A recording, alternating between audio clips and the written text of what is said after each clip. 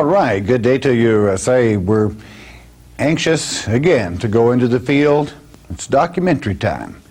And how precious it is as we move throughout these United States and in Central America, looking for those signs that were left long, long ago, some ancient, some not so ancient, and we thank our Father for the privilege that we have in piecing together the puzzle of the migrations of various peoples.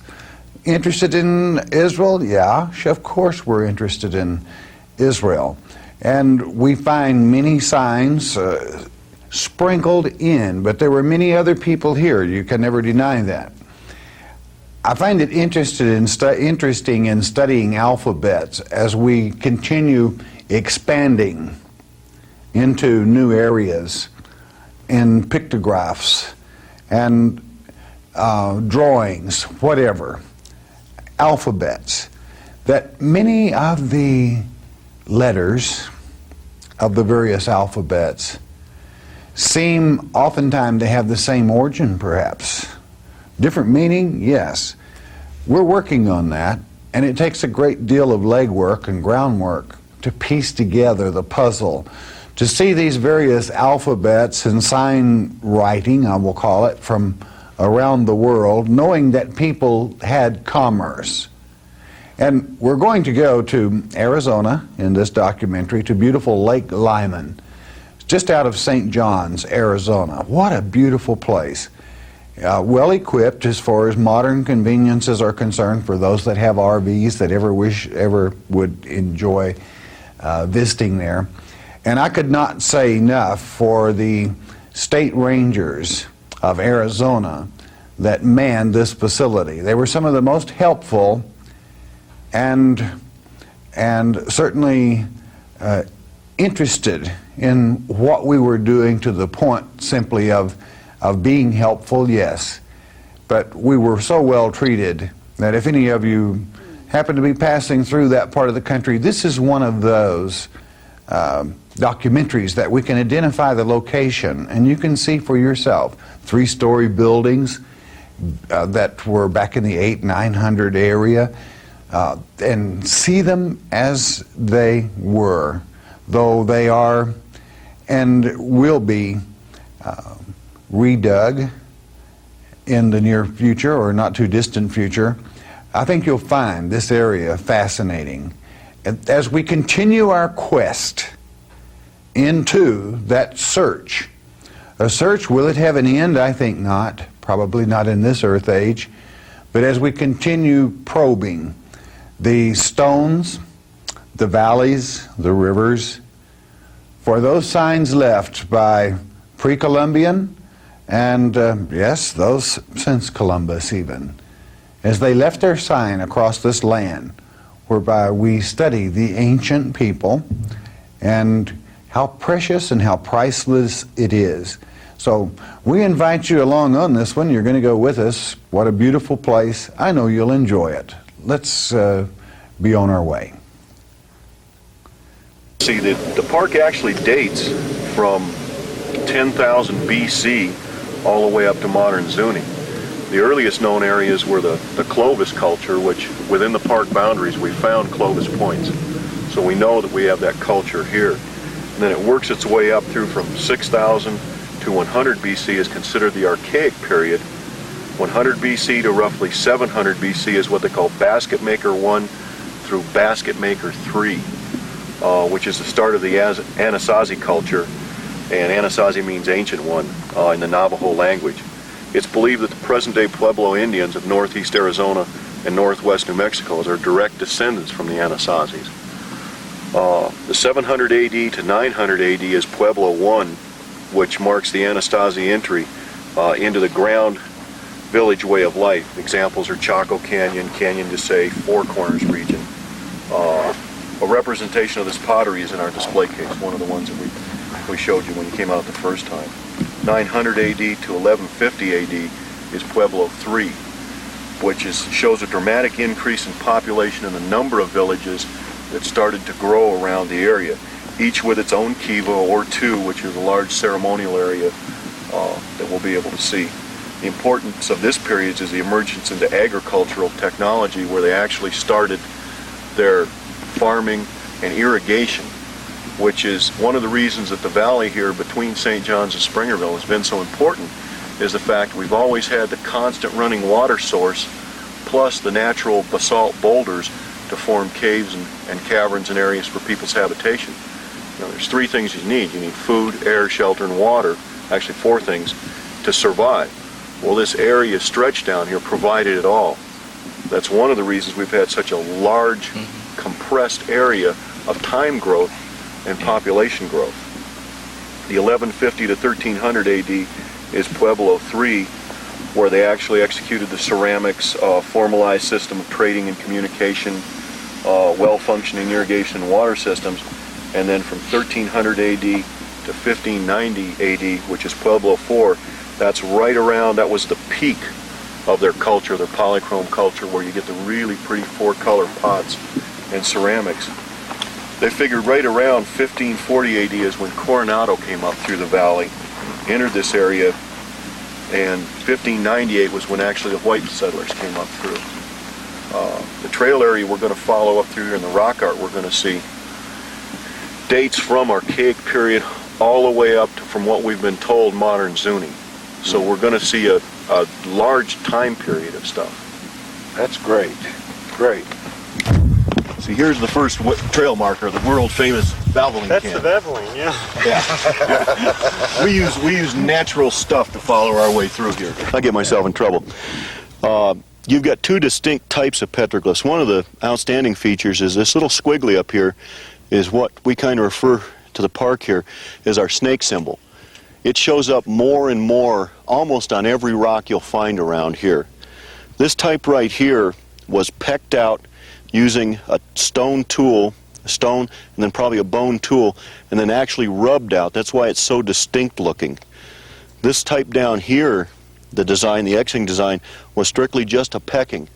You'll find 4 to 5 distinct types of petroglyph makeup, where you actually, the earliest type is what they call archaic, and it's just a scratch on the rock. We'll see some of those a little later on.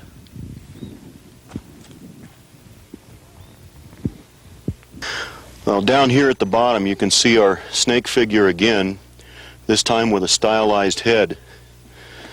This one right here, the one with multiple legs, we've been told by the archaeologists it could indicate a journey, a person, multiple sets of legs, or a family tree. You have multiple sets of families here. This pattern up here is the Pueblo IV type pattern that was actually where they used a bone tool and then a rock to chisel out and then scrape out the X's. This pattern here is a lot of what you'll find up in the area on pottery. It's a lot of close to our pottery designs. And then we've got the stylized features of probably animals. We're not really sure. What we've been told by archaeologists is you can kind of read into these almost anything you want to see. As we go farther up, you'll be able to see that towards the Pueblo IV period, where they're so perfectly done, they'll become more and more detailed. Your very, very early ones are sketchy and light, and also the difference in color will tell you the age. The dark surface of the rocks are called desert patina, or desert varnish, and that's what they actually pecked off. So the older rocks that have been exposed to the sun longer, these petroglyphs will be lighter and darker, and you'll actually see petroglyphs laid on top of other petroglyphs as we go farther up the trail.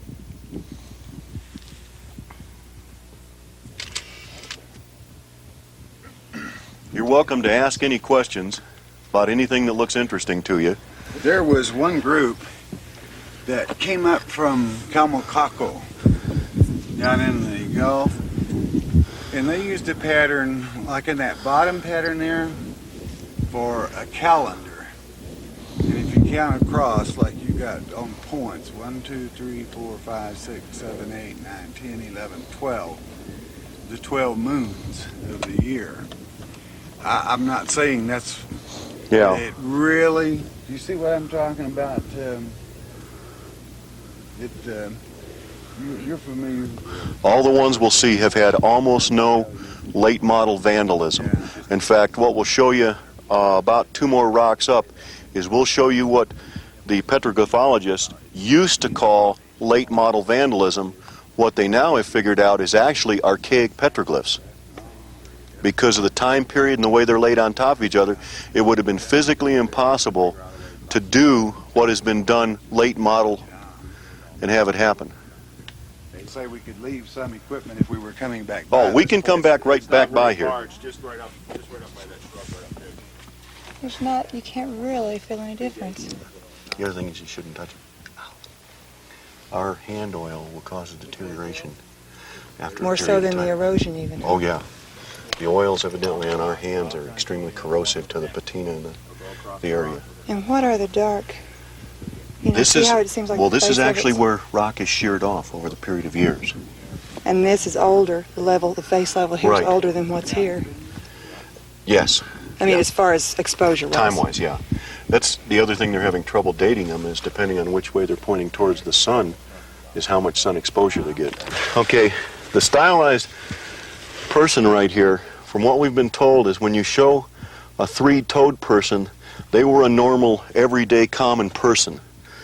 When you start to pick up more than 3 toes, the 4 or 5 fingers, then you were talking about chiefs, shamans, that type of person. This swirl right here, we've been told by different archaeologists, it indicates possibly a cave, an area, habitation, or down into. Farther on the rocks, we've actually got an area like this that looks like the map of what we're going to be walking up. Here again is our snake figure that shows up on almost all of our rocks. This one, these two little figures here with the toes, I really have no idea what they represent. Down here we have a very early one. You can just barely make it out by the shading. And that's the way the desert patina wears and actually discolors as the years go by.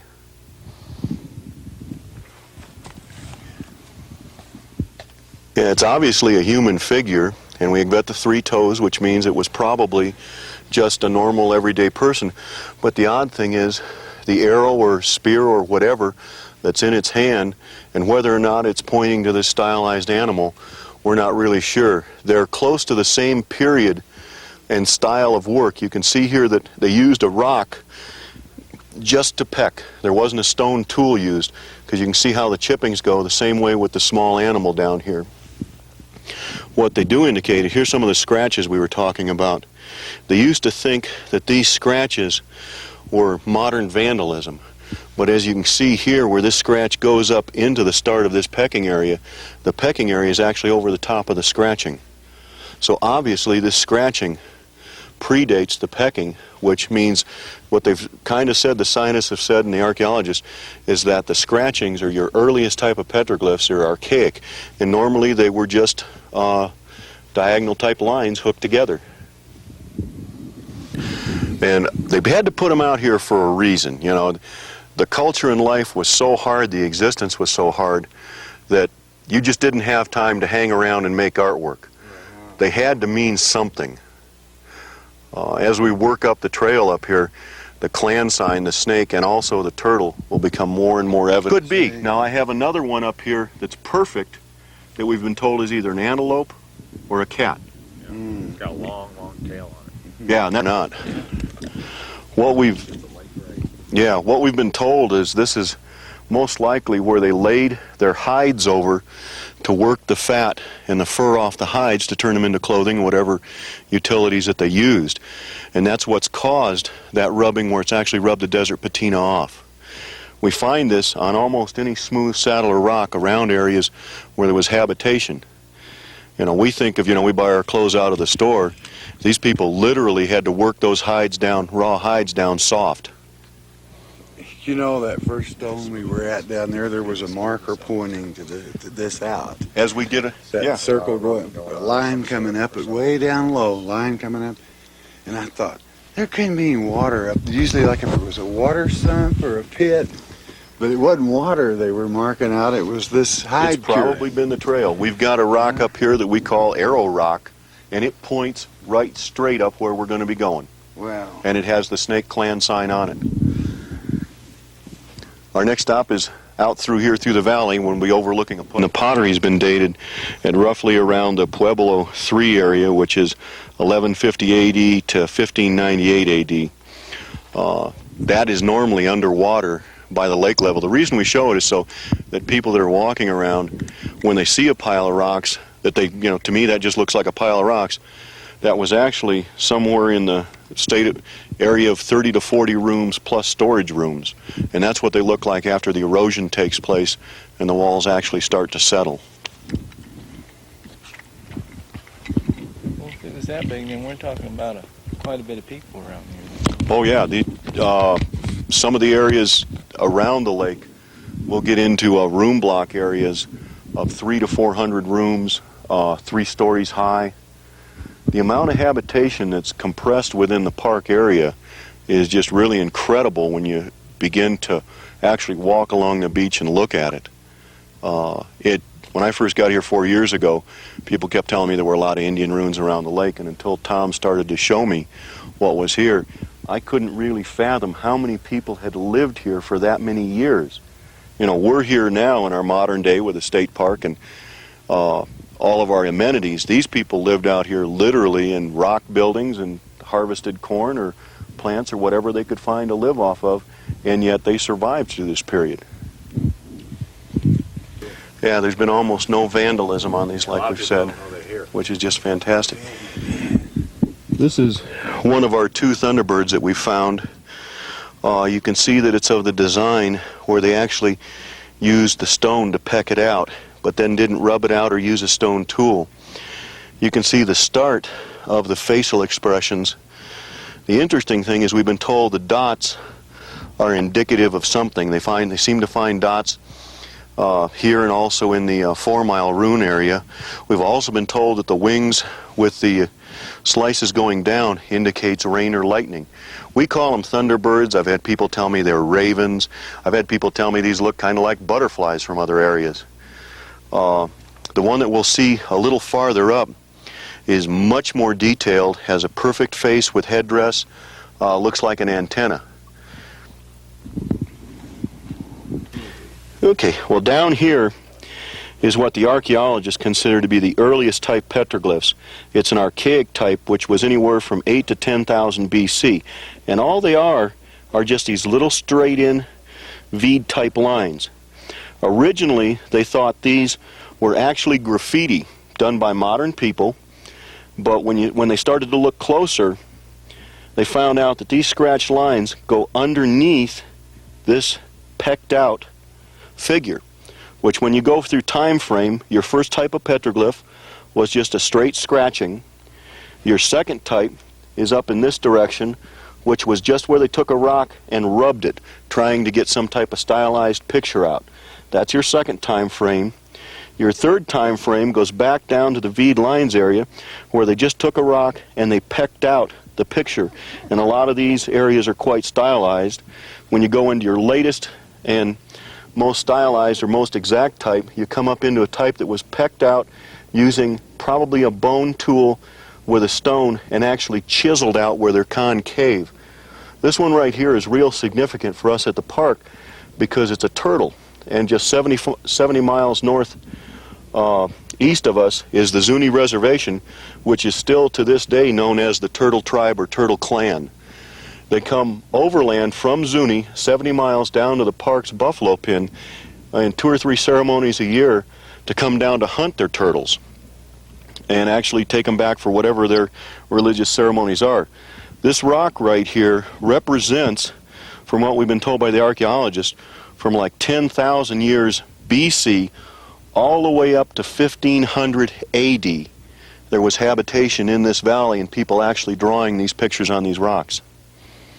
We're going to move on up around this rock and actually pick up the original trail that these all seem to follow up to our main rock, which we call Ultimate Rock at the top of the trail.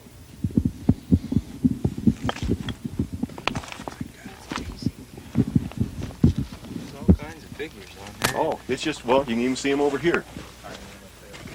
Little one up here. See, now that one's your late model. That's, yeah, well, it's not only, it's been used a tool to help chisel it out and then rub it out, so it's actually concaved. It's where they used a stone as a hammer and then had a bone or another artifact to chisel it out.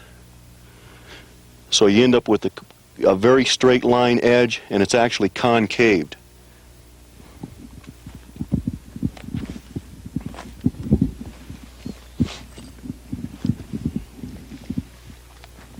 When the grass starts to grow, we had grass on both sides, but nothing on this trail. And it gets more and more distinct as we work our way up the hill. Okay.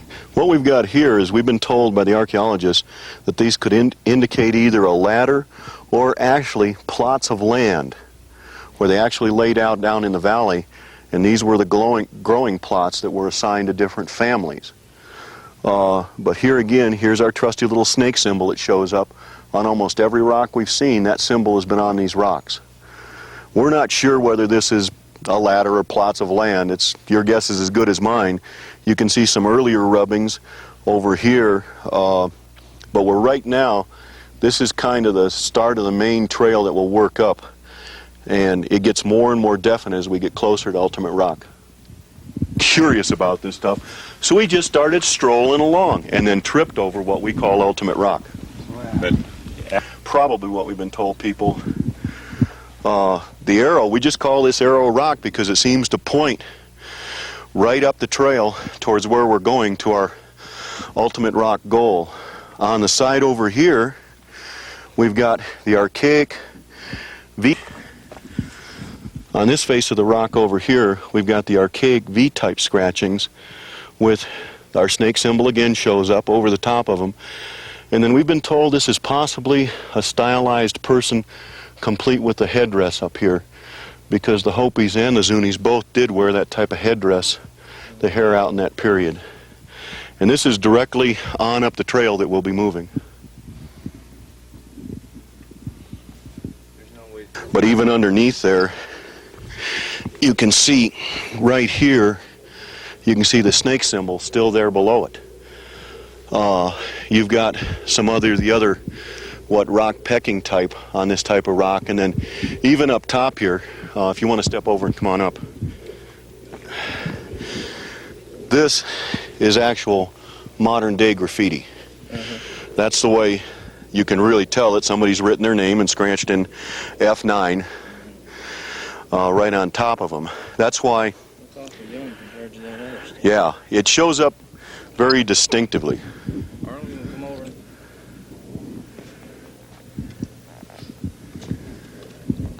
That's just another figure there. Yeah, that's just, it's a, well, that's your basic rock type pecking figure, which would be your third style. Now, see, is this one ancient and that one isn't, right? No, these here are both modern. Oh yeah, okay. I got See, here's his name. Yeah. In fact, we could probably back chase him unless somebody didn't like the guy. Because you have to remember that your archaic symbols will be in just a jagged series of V's. They didn't really do any writing. They just put in V's like this in just a single line, not multiple lines. This is one of the few rocks over here that has been vandalized, and it was done before we actually started working on the trail. It's something. I mean, is that? It's a pointer, probably. Are we still headed? We're up? still headed that way. See, it points that one of the old Indian ways is that this points and it's on that side of the rock. See, it doesn't give you the whole. The one he's pointing at right there, that's the peck. Something's on this. That's marking their territory, or We think so. showing the trail? Well, I think they're marking their territory. When he's coiled, you're at the main place, and when he's traveling, it's still territory. Wouldn't you say? I'd say so. The people were territorial. They had laid plots out during the Pueblo IV period where they were actually doing farming. So you're going to have to be able to mark your land or your territory some way and identify yourself to other clans traveling through. You know, if you were part of the Turkey clan and coming through, well, you'd instantly know that this area was controlled by the Snake clan. That's one of the ways they found out how to distinguish clan signs, is they repeat over and over and over again on almost every rock. Now, right up here to our left, I think it's my left, right on top of this one rock, there are human, you can see the one human footprint over the top. There are a couple more on the back side. That's all that's on that rock. When you get a little closer, it's definitely the human type footprint. Wow. And those are toes on it? Yeah, those are toes, and that's a 4 or 5 toed person. Now we're back to our shaman or priests or kings. And at the top of the mountains where they're always located. Yeah. Right up where the altar is. This one, we'll start off again. Here's our trusty little snake symbol. And this is the latest type of petroglyph where they actually used a tool and a stone to chip out the center and clean it all out. Plus this one you can even see the starting of the snake head with a mouth open, which is a very late model, probably your Pueblo IV period. This design right here is found on a lot of pottery around the Snowflake area and St. John's area. We think it's just a pottery design. You know, your guess is as good as mine. The same way as this area down here is a Pueblo IV, because they actually used a tool to clean it out. You can see how exact and perfect it is. But yet it's still in that same type V that the early Archaic period was done in.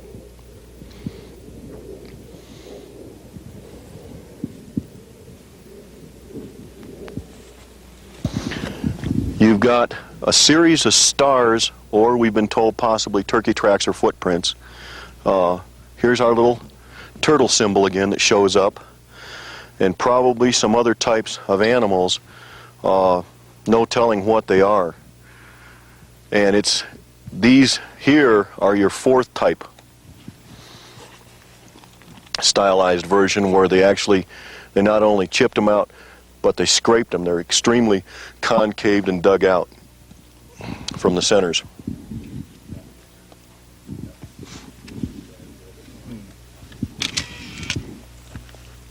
Yeah, that's something. It's something. You know, here we are, another arrow that points at Ultimate Rock. You pick it out. I have no idea. This is our best rendition of what we call a Thunderbird. You've got the complete face with some type of headdress, which a lot of the Hopis and Zunis stylized their hair to come out to the side. You've got the multiple dots in the body again that we saw on the one below. Your feet have 4 toes on it, undoubtedly have a joint of some type to it. The tail is not just a triangle, it shows the tail feathers hanging down. Plus underneath the wing you've got what we kind of think looks like a scorpion tucked in here, and the wing feathers also hang down. It's the 4th period type, the highly detailed style. Right above it we've been told that this could be either a cat or an antelope. And we also find this same one in the up in the petrified forest area, almost identical to what this looks like. Which the petrified forest is about, Tom, how far is the forest from us? From here, miles-wise? Yeah.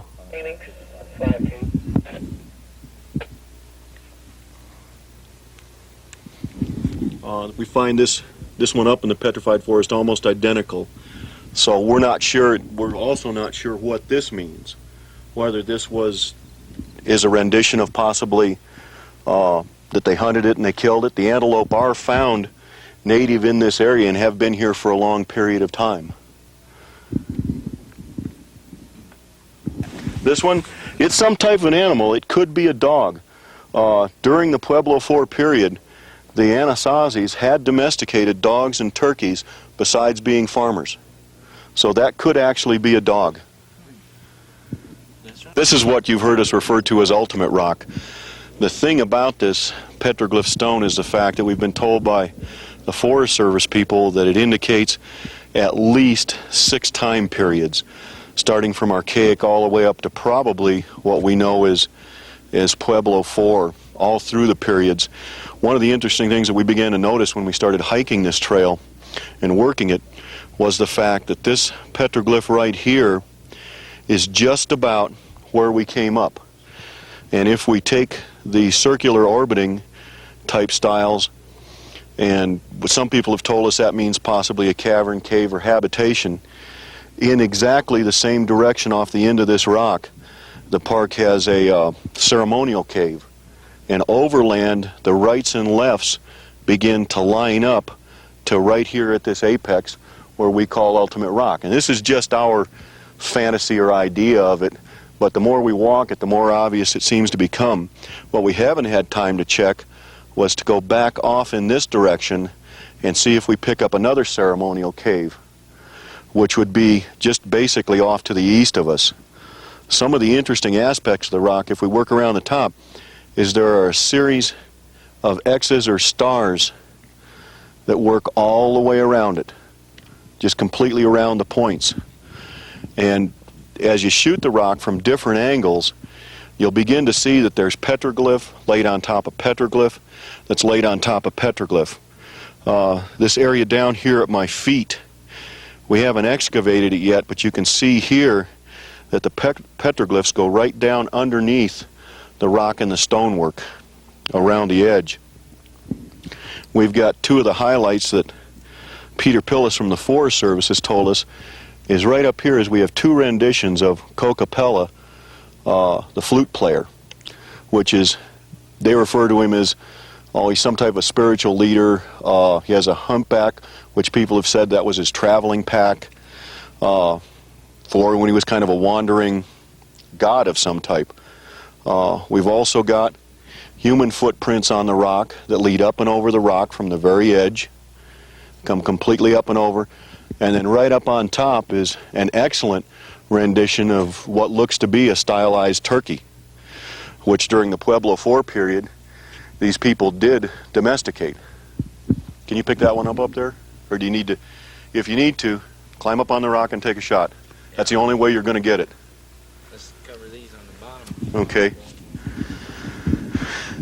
This one right here is the one we refer to our Eric von Daniken, Chariots of the Gods. This is our spaceman. If you'll notice, one of the highlights of it is the 5 fingers. We've been told by archaeologists that the 5 fingers indicated that you were either a shaman or a chief or very high up in the tribe. What people refer to as the helmet or the space helmet was actually probably the aura supplied by the hallucinogens that the Indians took. And this was the aura they saw afterwards. But if you'd like to, you can say that the UFOs came here and this is our spaceman where he landed. Hey, I don't know what this stuff means. You know, I've just been told by other people. We've got another rendition of the humpback flute player, Kokopela, here. It's no matter which direction you shoot this rock from, you keep coming up with lighter and darker petroglyphs every place. They're just laid on top of each other.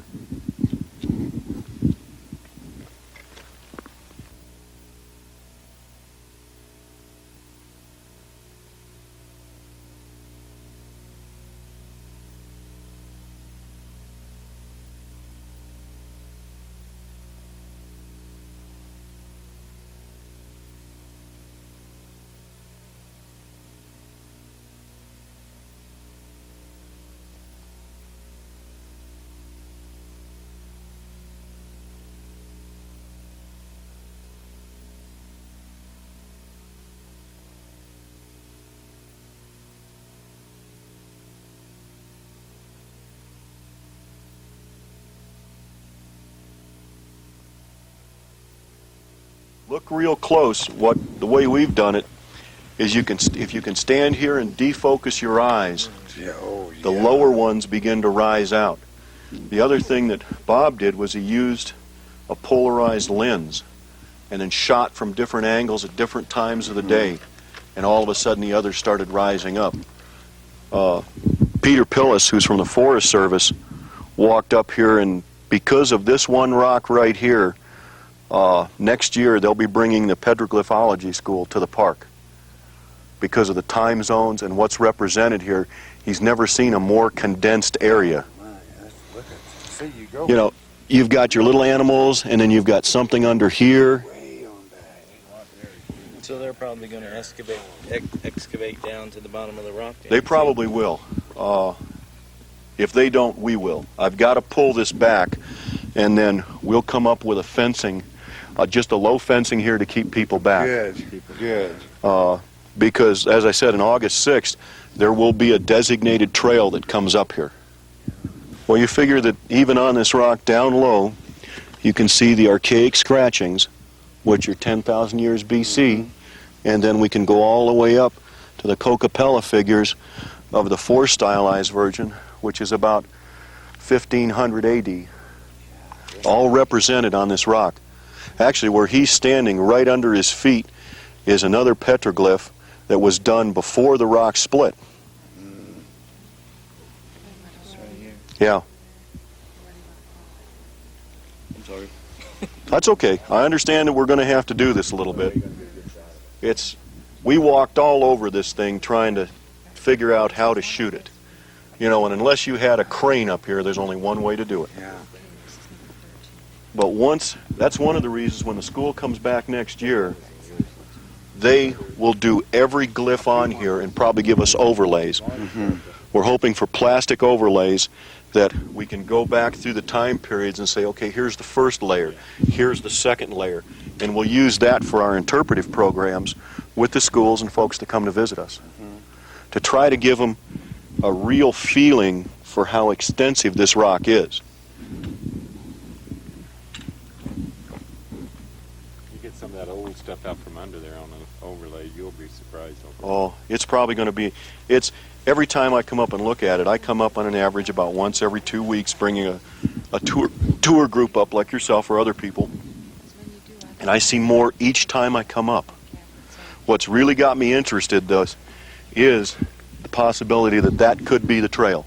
I would say so, and I would say that those stars or crosses mark out their overall Well, map. if you want to see how close it is, if you stand over here, Doctor, and look straight through this gap, you see that dark slot in the hillside over there? Uh-huh.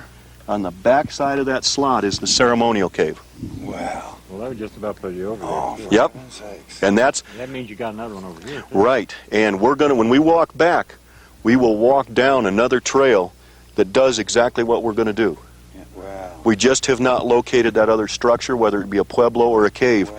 About a year and a half ago, Tom Fisher was walking along the shoreline here to the lake when he noticed this outline. And at that time, sticking on the ground right in this area were about 7 complete pots, plus right over in here there was a clay hearth, which was actually the cooking hearth used during this period. What has happened to the site is about 6 months after that, we had some vandals come in looking for pots and run sticks through the ground, breaking up the hearth, breaking up the general area, destroying most of the pottery.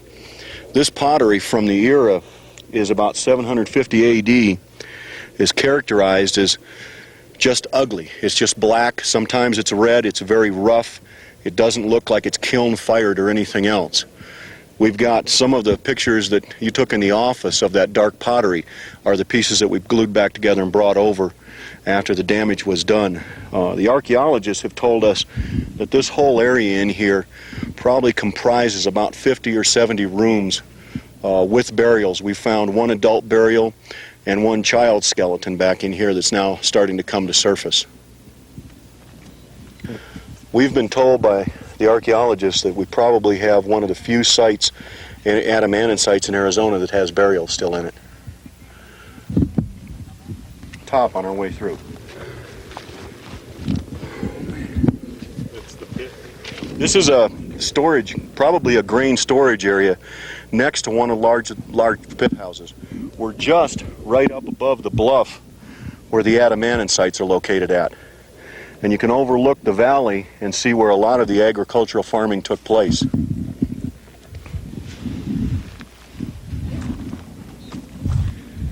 It's either a pit house or a ceremonial kiva. It's that large. But it's one of about 5 surrounding the circumference of the rocks that we have here in the cave that we'll be working around. Everything, the trail and area we're working up through now, all culminates at a ceremonial cave. So basically the tour we've started at was we went through some archaic time. We've come up into 700 BC.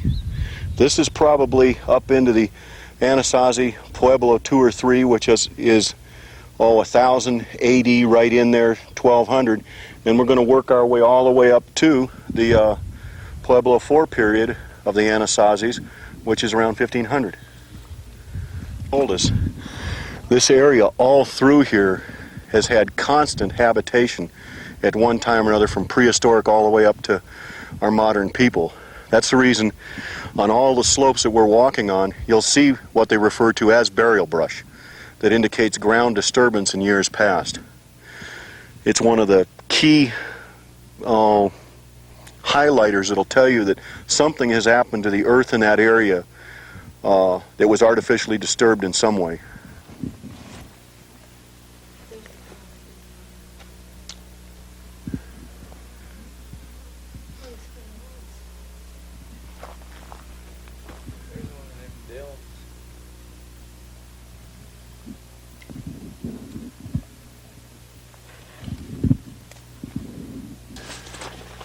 Okay. And there's another one over here. And then this is the one I've never been able to explain. It's Coronado's venture up through here. That could be. We know he had to come up this valley. When you stand back here and look, you can envision coming up with 500 horse soldiers that you have to feed and water. Yeah. You're not going to go very far off the beaten path. It's what we've seen on the other ones up here that to us look like that spiral that goes to the center. We're showing the Right. cave over here. And see, we are on the direct line up to the cave now. Yeah. Basically, this is the entrance to the ceremonial cave at Lyman Lake State Park. It's known, the archaeologists have kind of called it, for some reason it shows up in the readings as the Thule Cave, probably because that in the period that it was used, there were a lot of reeds and tules along the riverbed. The cave is more of a slot than it is a cave as most people think of it. It goes back maybe 100, 200 feet in the first chamber. We've been told that there's an upper chamber that we have not explored and possibly 2 lower chambers that we haven't explored. There's been extensive pot hunting done out of this cave. In fact, the sandals in the Apache County Museum came out of this cave years back before the archaeological laws went into effect.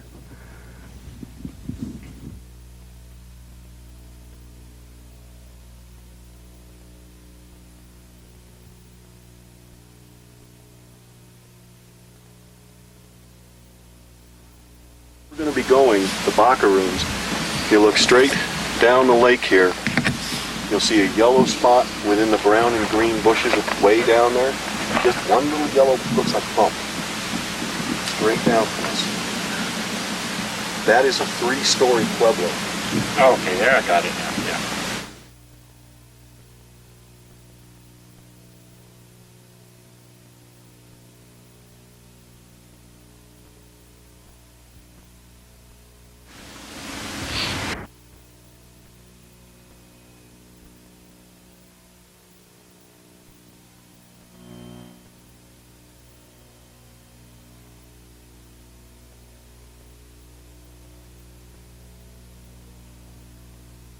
The whole valley, as you're panning, direction you're panning, is all basically ruins. It starts from the Anasazi sites on down to what you're looking at now is a prehistoric site area between the 2 canyons dated back in the Archaic period. If you continue to sweep in that direction, you'll see where we went up and into the hills to go up the Petroglyph Trail. Yeah, over there, right? Yeah. On the other side of that ridge. A little farther along. Kind of aim right to that green spot at the island. There you go.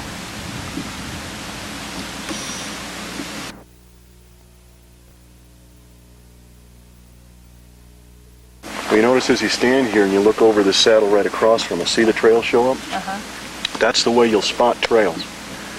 When you're working hillsides, you'll look out. It'll be just saddle. Yeah. That's the way you start tracking trails. Now that trail continues on across to where we hook onto it on the Petroglyph Trail. We went this way instead of... Right, we just shortcut into it. That's why we're pretty sure it connects from this ceremonial cave right straight across. If we could ever find what we think is that other trail and cave, that would be, extremely significant to the fact that we've proven it. What's here? But this thing slopes all the way down into the trees, then up onto the top. You can actually see where the rooms are settling. We know there's open rooms underneath here by what's been exposed. just through the area. We figure the Pueblo dates probably from very early basket maker periods all the way up to Pueblo 4, which was the peak of their culture. I can pick the pot out. It also shows the type of plastering on the walls. The fact that in the later Pueblo period, they actually did plaster the walls with something to give it what we consider more of a finished look to the building. We know how intact this whole ruin is. From the areas that have opened up, we've found the original wood roof beams. You'll find a lot of the St. John's polychrome, which is your top line Pueblo 4 pottery. This is a classic example how one civilization builds on another.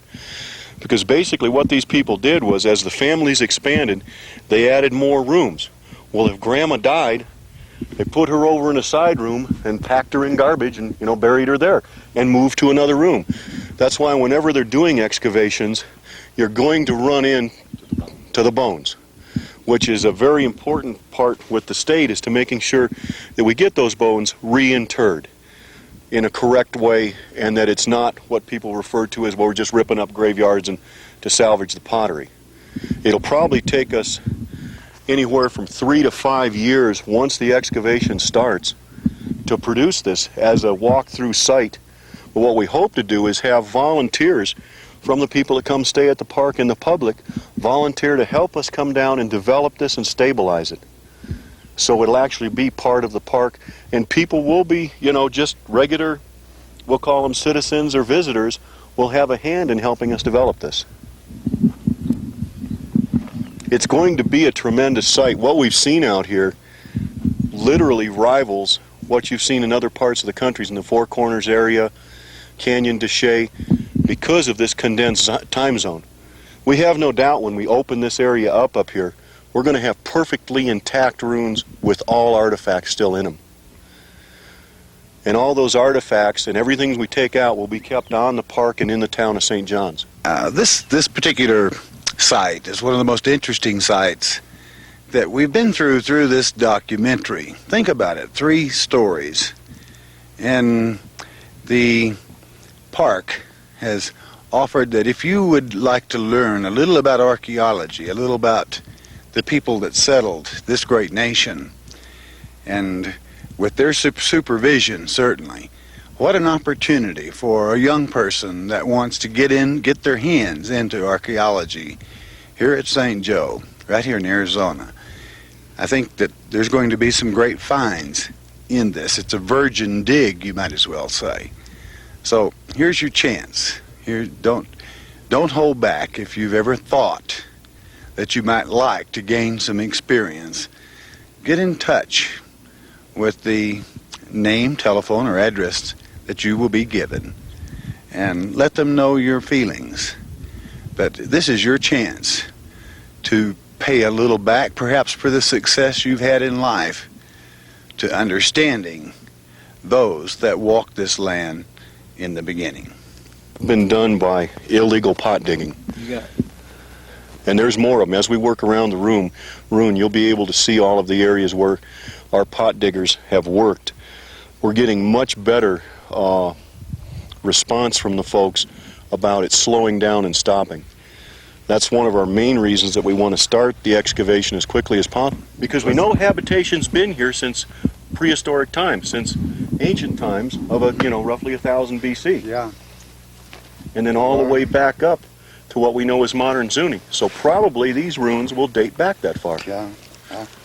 I'm sure that as they go down and get into the bottom of this, and that there's no telling what'll be found. Yeah, that's what's exciting to me is it could the first overlayer is where you're going to find your really nice, fancy, high material pots. Mm-hmm. But what I'm interested in is when we really go down and get back into ancient times. Yes, I want to thank Dr. Barry Fell. I'm going to be pulling from his number 19 volume of Aesop.